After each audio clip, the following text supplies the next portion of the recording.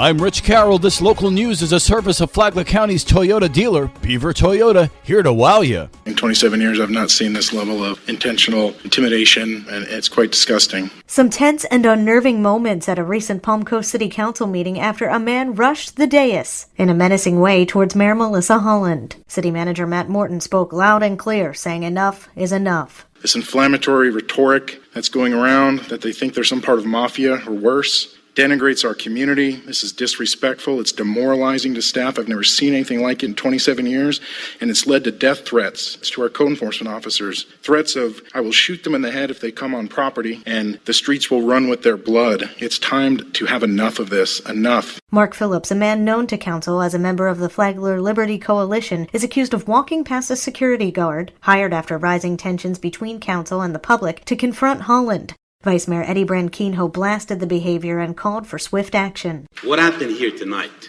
pretty bad.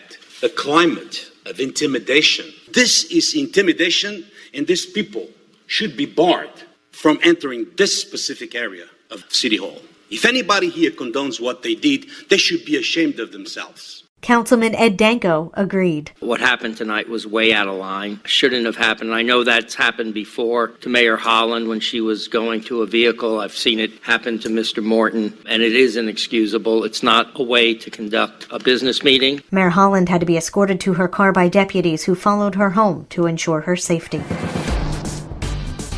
An undercover sting has landed 4 suspects behind bars for allegedly trying to sell stolen auto parts. John Arking has the details. In response to an increase in the thefts of catalytic converters, the Flagler County Sheriff's Office Special Investigations Unit and the General Assignment Unit decided to target the buyers of the stolen exhaust emission control devices. Typically, thieves cut them from vehicles and sell them to scrap metal dealers as they contain precious metals, including rhodium, platinum, and palladium. During a series of undercover operations, detectives met with individuals in order to sell them what they believed to be stolen catalytic converters, even going so far as to conduct multiple sales with each buyer in order to ensure they were 100% certain the converters were stolen. From those sales, detectives were able to obtain probable cause for 4 arrest warrants. Flagler County Sheriff Rick Staley. This is a message to people that want to buy stolen property or property that they believe might be stolen. You never know if the seller is an undercover deputy sheriff that will land you in the Green Roof Inn. All 4 suspects were charged with dealing in stolen property. They had bonds set for $5,000. From the WNZF Newsroom, I'm John Arking. Palm Coast will celebrate Independence Day this year after taking last year off due to the coronavirus pandemic. The city will host fireworks in the park, complete with a picnic and, of course, fireworks on Saturday, July 3rd. The picnic is happening at Central Park in Town Center. The event kicks off at 6 p.m., and you should bring your own blanket, chairs, or pop-up tents, coolers, and food. There won't be vendors this year like there have been in the past. Fireworks will be set off at 9:15 p.m. and visible from the park. And while Palm Coast is feeling festive in Flagler Beach, there's a different mood. City Commissioner Jane Mealy says the city will once again forego its annual 4th of July fireworks due to the pandemic.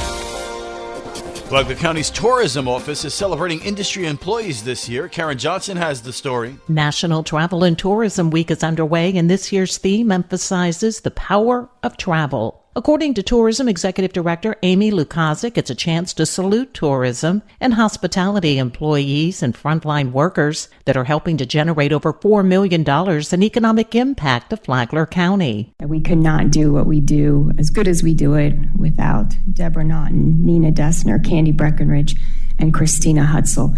And of course, it takes a village. We have a fantastic, supportive Board of County Commissioners, a TDC staff, the tax collector's office, the other municipality boards. She says the tourism office also coordinated with the city of Flagler Beach to have message boards at the bridge with an acknowledgement to tourism and hospitality workers. And despite the hardships of the last year, Palm Coast and Flagler Beaches are ready and eager to welcome back visitors and help drive Flagler County's recovery efforts. She adds National Travel and Tourism Week is an opportunity to remind residents and visitors of the incredible contributions of the travel industry, not just to our local economy and workforce, but to our community's identity and culture. For Flagler's Morning News, I'm Karen Johnson.